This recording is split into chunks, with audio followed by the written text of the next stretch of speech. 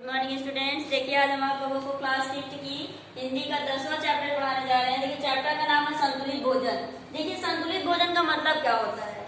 हम लोग भोजन तो डेली करते हैं, लेकिन उसमें वो संतुलित है या नहीं। संतुलित मतलब होता है पोषक तत्वों से युक्त ऐसा भोजन जिसमें प्रोटीन, विटामिन, वसा, कार्बोहाइड्रेट्स आदि जो आवश्यक तत्व है, आवश्यक एलिमेंट्स हैं, इंपॉर्टेंट एलिमेंट्स हैं, वो उस भोजन में अवेलेबल है अथवा नहीं है। अगर उसमें ये आवश्यक तत्व अवेलेबल नहीं है, उपस्थित नहीं है, तो वो संतुलित भोजन नहीं है। यही आपके इस चैप्टर में बताया गया है। तो देखिए हमारे लिए सबसे इम्पोर्टेंट क्या है, वायु।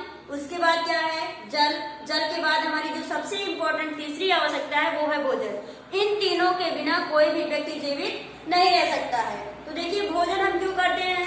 प्रतिदिन हम वर्क करते हैं, मेहनत करते हैं, तो हमारे शरीर की ऊर्जा खत्म होती है। तो उस ऊर्जा को प्राप्त करने के लिए हम भोजन करते हैं।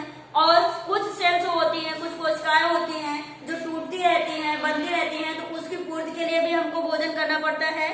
और देखिए भोजन हमें नियमित करना पड़ता है। ऐसा तो नहीं है कि एक दिन कर लेते हैं, एक दिन नहीं करते। फिर क्यों? क्योंकि प्रतिदिन हम वर्क करते हैं, प्रतिदिन हमारे शरीर से एनर्जी लॉस होती है, ऊर्जा लॉस होती है, और प्रतिदिन हमें ऊर्जा की आवश्यकता होती है। तो देखिए इसमें हम सबसे आवश्यक क्या है, प्रोटीन। भोजन की जो संतुलित भोजन है उसमें आवश्यक जो तत्व है सबसे पहला उसमें है प्रोटीन।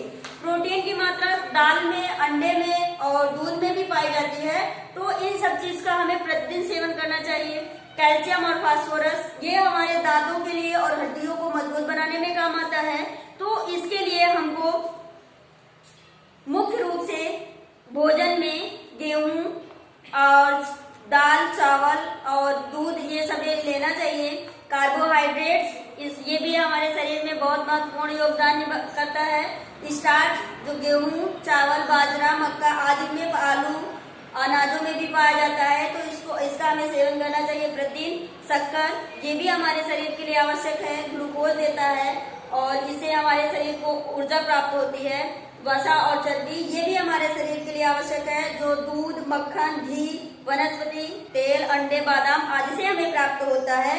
इससे व्यक्ति वसा अधिक होने के कारण व्यक्ति में मोटापा भी हो जाता है। इसलिए यदि हम वसा का सेवन कर रहे हैं तो हमें उतना एनर्जी लॉस करनी चाहिए, परिश्रम करना चाहिए। और देखिए लवण जो होते हैं, क्लोरीन और आयोडीन और लोहे की मुख्य आवश्यकता होती है। और विटामिन शरीर को निरोग रखने के लिए सबसे आवश्यक जो एलिमेंट्स है, तत्व है, वो है विटामिन। तो देखिए विटामिन कई प्रकार की होती हैं। तो विटामिन ए का जो रोल है वो हमारी आंखों के लिए सबसे ज्यादा इम्पोर्टेंट है, जो हमें पपीता, गाजर आदि में पाई जाती है।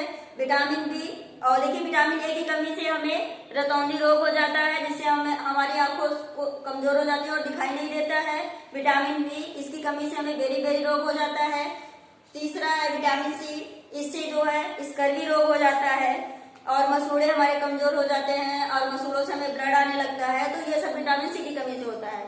विटामिन डी देखिए, विटामिन डी जो हमें सूर्य से प्राप्त होती है, फ्री में प्राप्त होती है धूप से, उसमें जो है उसकी कमी से हमारी हड्डियां कमजोर हो जाती हैं और दांत भी कमजोर हो जाते हैं। तो इसके लिए हमें विटामिन डी की भी आवश्यकता होती है। और देखिए जब तक हम अपने भोजन को संतुलित नहीं करेंगे, अर्थात जो भी अभी आपको हम इम्पोर्टेंट तत्व बताए हैं, अगर वो भोजन में नहीं लेते हैं तो हमारा बॉडी कहीं न कहीं से वीक हो जाएगा, कमजोर हो जाएगा। तो हम अपने कार्य को उचित ढंग से नहीं कर पाएंगे। इसलिए शरीर को स्वस्थ रखने के लिए आपको संतुलित भोजन लेना आवश्यक है। Thank you.